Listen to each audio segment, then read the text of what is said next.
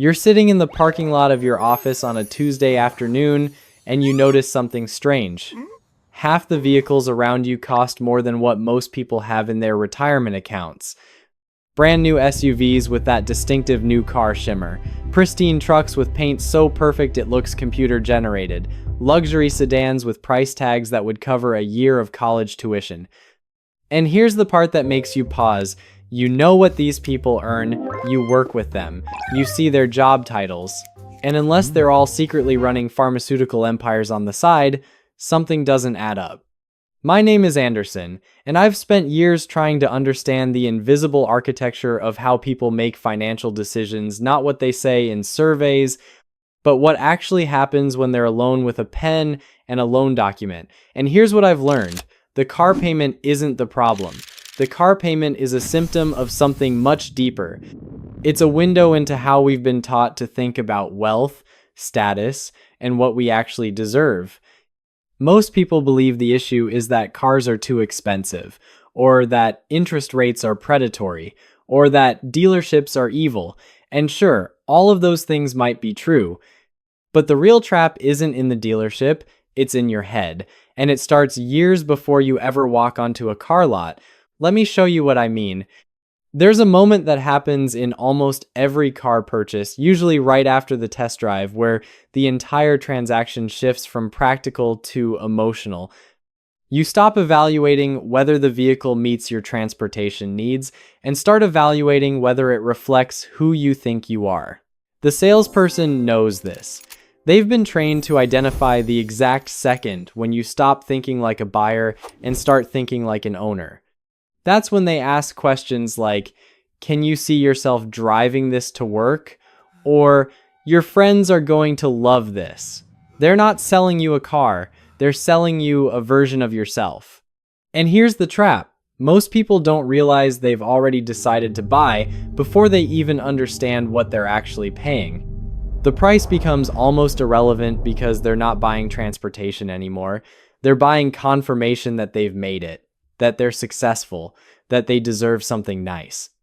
This is what I call the identity transaction, and it's the foundation of why normal people end up with payments that consume 20%, 30%, sometimes 40% of their take-home income.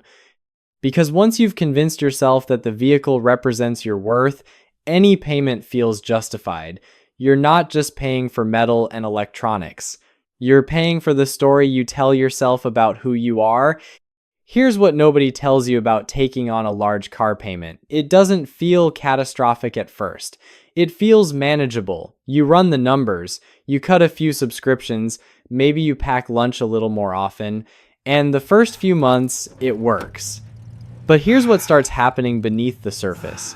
Your entire financial structure begins reorganizing itself around this one fixed expense. It's like a new gravitational center in your financial solar system, and everything else starts orbiting it. You stop contributing to your retirement account because you'll catch up later.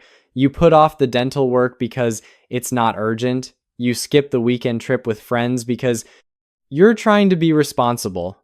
Every other financial priority gets downgraded to make room for the one payment that can't be missed. This is what I call the slow erosion. And the insidious part is that it happens so gradually you barely notice. Each compromise feels small. Each sacrifice feels temporary. But over the course of 5, 6, 7 years, you look up and realize you've spent an entire era of your life in financial defense mode. You haven't built savings. You haven't invested in yourself. You haven't taken risks that could advance your career. You've just made payments, on time, every month, like clockwork. And at the end of it all, you own a depreciating asset that's worth a fraction of what you paid, while the life you could have been building, the opportunities you could have taken, are nowhere to be found. Let's talk numbers for a second, because this is where the trap becomes mathematically visible. Say you finance a $50,000 vehicle over 72 months at 7% interest. Your payment is around $825 a month. Seems reasonable compared to rent, right? Over 6 years, you'll pay just under $60,000 total, Add insurance, let's say $200 a month for full coverage. That's another $14,400. Fuel costs, assuming $300 monthly, add up to $21,600. Maintenance and repairs over 6 years, conservatively, another $8,000. Total spend $104,000. And at the end of those 6 years, you own a vehicle worth maybe $18,000 if you're lucky, maybe $12,000 if the market shifts. You've spent $104,000 to own something worth $15,000. That's $89,000 that simply vanished, not into thin air, into motion, into the feeling of driving something new, into the story you told yourself about success. Now, here's the part that actually hurts. If you had taken that $825 monthly payment and invested it in a basic index fund returning 8% annually, you'd have roughly $76,000 after 6 years. Not $15,000, not zero, $76,000. Think about that. The difference between those two paths isn't $20,000 or $30,000. It's the difference between owning a depreciating asset and having built real wealth. And the only difference between those two futures is one decision you made in a dealership while someone was handing you a coffee. Here's something most people don't realize about expensive car payments. They require an elaborate permission structure to sustain. You have to constantly give yourself reasons why this expense makes sense, why you deserve it, why it's different from other forms of overspending. I call these justification loops. And once you start listening for them, you'll hear them everywhere. I need reliable transportation, as if a $25,000 car is somehow unreliable. I drive a lot for work, even though you're not getting reimbursed for the premium vehicle. It's safe for my family. Despite safety ratings being excellent across most price points, I work hard, I deserve something nice. The most dangerous justification of all. That last one is particularly insidious because it feels true. You do work hard, you do deserve nice things. But here's the trap. The dealership isn't selling you something nice. They're selling you something expensive, and those two things are not the same. Something nice improves your quality of life without undermining your financial foundation. Something expensive does the opposite. It feels good in the moment, but slowly drains away your ability to make bigger, more meaningful choices. The permission structure keeps you trapped because it frames the car payment as a reward rather than a liability. And once you've convinced yourself you deserve it, walking away feels like self-punishment. Here's where things get really interesting. Most people focus on what the car payment costs them now, but the real cost isn't in the present. It's in the future you're not building. Every month you make that $825 payment, you're not just losing $825, you're losing every opportunity that money could have created. Maybe there's a certification program that could increase your salary by $15,000 annually, but it costs $3,000 upfront. With the car payment, you can't afford it. Without the car payment, it's an obvious investment. Maybe your friend is starting a business and needs a small partner investment, $5,000 for 10% equity. With the car payment, it's impossible. Without it, you have options. Maybe you're offered a lateral move at work that would position you better for advancement, but it requires relocating. With the car payment, you're locked in place. Without it, you have the flexibility to move. The car payment doesn't just cost you money, it costs you mobility, not physical mobility, but financial mobility, the ability to make moves, to take chances, to invest in yourself when opportunities appear. And here's the cruel irony.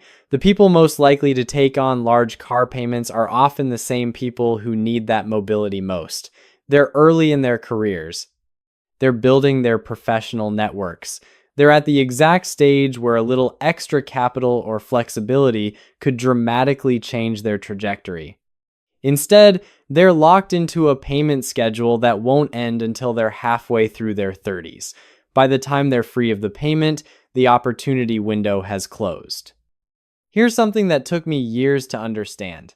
The people you're trying to impress with your expensive vehicle don't actually care. The ones who notice are either judging you for overspending or wondering how you can afford it. The ones who don't notice are the ones whose opinions you actually value, and they're too focused on their own lives to catalog what you drive. This is what I call the status paradox. We make financial decisions based on how we think others perceive us.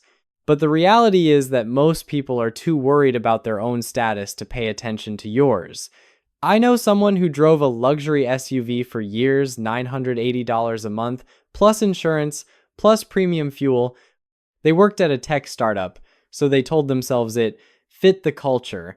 Everyone around them drove nice cars. It felt necessary. Then the startup failed. They took a new job with a 30% pay cut. Suddenly, the car payment was impossible. They sold the SUV, bought a 7-year-old sedan for $12,000 cash, and waited for the social fallout. It never came. Nobody said anything. Nobody cared. Their colleagues didn't think less of them. Their friends didn't distance themselves. The entire elaborate story they'd built about needing an expensive vehicle turned out to be fiction. And here's what really got them. Once they were free of the payment, they realized how much mental energy they'd been spending on maintaining the image.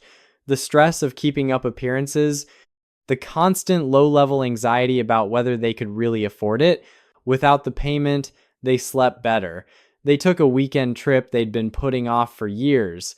They started a side project that eventually became a second income stream. All because they stopped performing for an audience that was never watching. We talk a lot about compound interest in investing, how money grows exponentially over time, but there's a dark mirror version that nobody discusses: compound lifestyle inflation. When you take on a large car payment, you're not just committing to that one expense, you're setting a new baseline for what feels normal. And once that baseline rises, it's almost impossible to bring it back down without feeling like you're failing. The $900 car payment leads to justifying $200 shoes, because compared to the car payment, it's nothing. The expensive car needs to be parked at a nicer apartment because it would look ridiculous in front of your current place. The nicer apartment needs furniture that matches. The furniture needs to be protected with renter's insurance that covers luxury items. Each expense justifies the next. And before you know it, you're spending $3,000 more per month than you did 2 years ago, and you can't figure out where it went. This is compound lifestyle inflation, and it's why people who get raises often feel more financially stressed, not less. They're not keeping the raise, they're upgrading their baseline and locking in new fixed expenses that are even harder to reduce. The car payment is often the first domino, not because it's the biggest expense, but because it signals to yourself that you're the kind of person who deserves premium things. And once you've internalized that identity, every other premium purchase feels justified. Here's a question most people never ask when they sign a car loan: how do I get out of this if something goes wrong? They assume nothing will go wrong. Their job is secure. Their income is stable. The next 6 years will look exactly like today. But life doesn't work that way. Jobs disappear, industries contract, relationships end, health issues emerge, and when your circumstances change, that car payment doesn't adjust. It just sits there, due on the first of every month, completely indifferent to whether you can still afford it. I've watched people go through extraordinary contortions to avoid losing a vehicle they can't afford. They'll skip insurance to make the payment, they'll let utilities get disconnected, they'll drain retirement accounts, take payday loans, borrow from family anything to avoid the shame of voluntary repossession. And here's the brutal truth: by the time they finally let go of the vehicle, they've often spent more trying to keep it than it was worth. They've damaged their credit in a dozen other ways, trying to preserve this one asset. They've burned relationships and depleted emergency funds, all because they never planned an exit strategy. They never asked, what if I need to walk away from this? The people who navigate financial turbulence best aren't the ones with the highest incomes. They're the ones with the fewest fixed obligations. The ones who can reduce their lifestyle by 40% in a week if necessary. The ones who haven't locked themselves into payments that require everything to go perfectly for 6 years straight. Here's the real question you should ask before taking on any car payment. What does this cost me in freedom? Not in dollars, in freedom, in choices, in the ability to say no to things you don't want and yes to things you do. Every $100 of monthly fixed expenses reduces your freedom by exactly that much. It means you need to earn that $100 no matter what. You can't take a sabbatical. You can't start a business. You can't move to a lower cost of living area and work part-time on something you actually care about.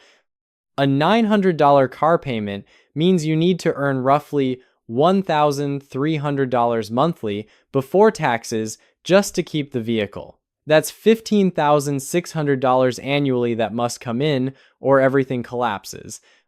Now add in other fixed expenses: rent, insurance, utilities, phone, internet. For most people, fixed expenses consume 70 to 80% of their income, which means only 20 to 30% of their life is actually theirs. The rest is spoken for before they even see it. The car payment isn't just another expense. It's often the difference between having options and having obligations, between designing your life and defending your lifestyle. Here's what almost no one does. They don't imagine what life would look like if they spent half as much on transportation and invested the difference. They're so focused on the choice between expensive vehicles that they never consider the choice between an expensive vehicle and a modest vehicle plus financial freedom. Let's run the numbers one more time, but differently. Option A, buy a $50,000 vehicle, pay $825 monthly for 6 years, plus all the associated costs, end with a car worth $15,000 and zero savings. Option B, buy a $20,000 vehicle, pay $350 monthly for 5 years, take the $475 difference and invest it every month. After 6 years, you own a car worth $8,000 and have $42,000 in investments. Same 6 years, same effort. But one path leaves you with $8,000 in assets. The other leaves you with $50,000 in assets.